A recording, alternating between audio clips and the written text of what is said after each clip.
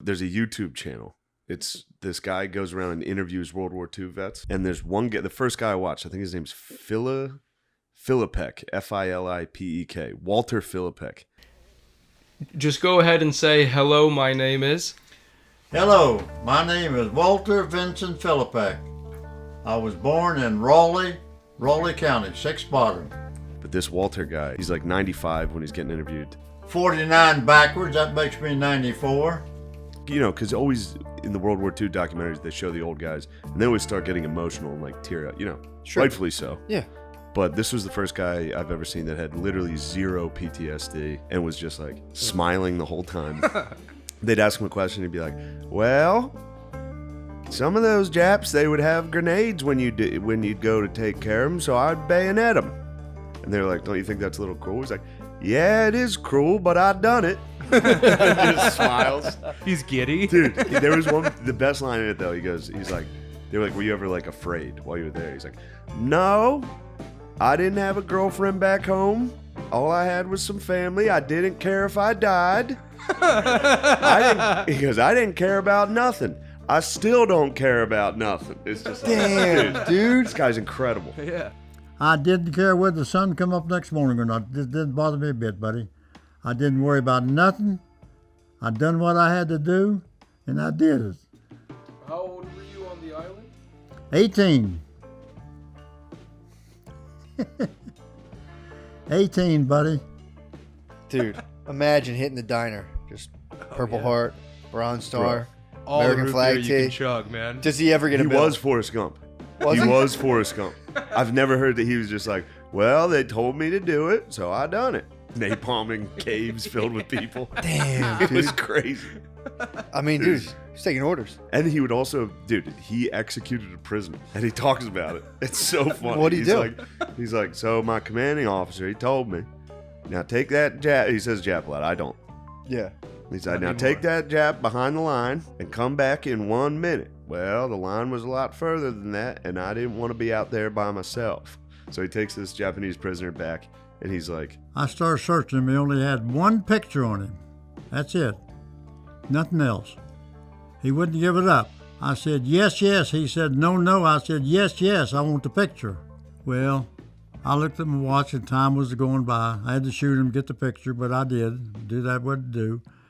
And he had a picture of... and then it cuts to him holding up the picture, and he goes, and this is a picture I got from that Jap. They were lopping off Chinese heads. They were cutting off Chinese heads and putting them in a basket. That was the picture? That's the picture. That was the keepsake Yeah, you the carried? keepsake. The Japanese guy had a picture of them cutting off Chinese heads. I thought it would have been a picture of his sweetheart. No, you would think. Yeah. The guy was like, I'm not giving this up. This picture's too tight. It was tight. It was It was his enemies. It was him and his boys chopping off heads in front of the Great Wall of China. The Great Wall of China was behind them. He had to He's get like- that back to his And bros. Walter goes, at the Great Wall.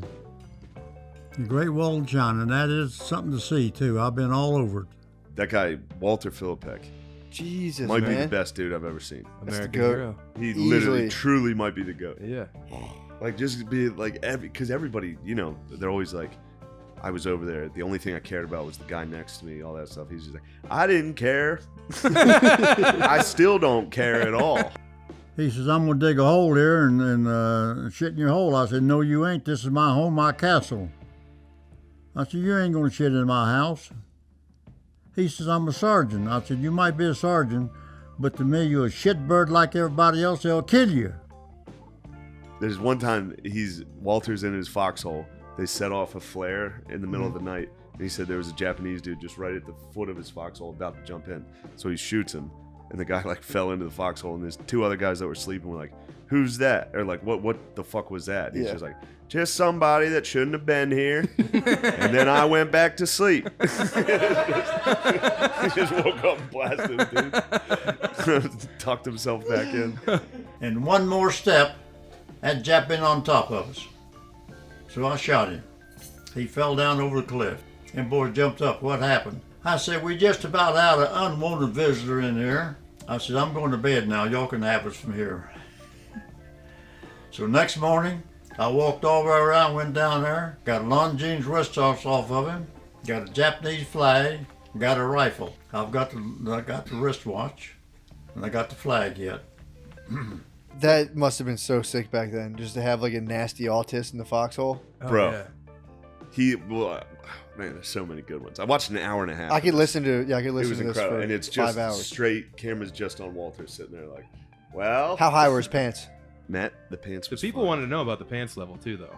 I mean, you assume they're high. It's a dumb question. They're obviously high. They're nipple chafers. There's no way he's sagging. Yeah. No, He steps Walter- up and he's just sagging.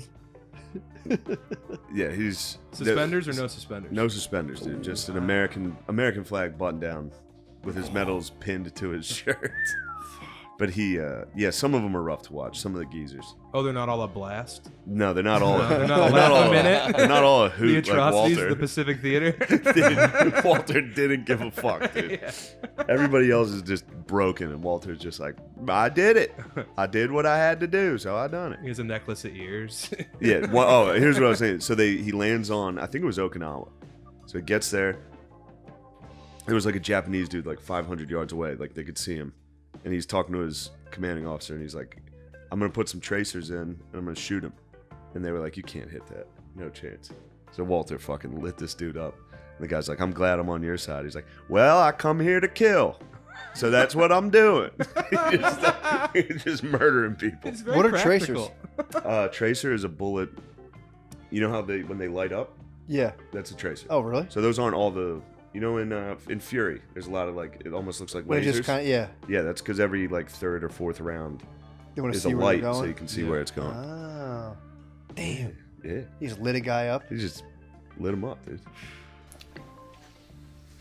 And when we hit there, Gunny Sergeant, I said, Gunny, there's a brush pile moving up there. He said, you're crazy, Walt. I said, I might be, but I got good eyes. So I said, put your glasses on him.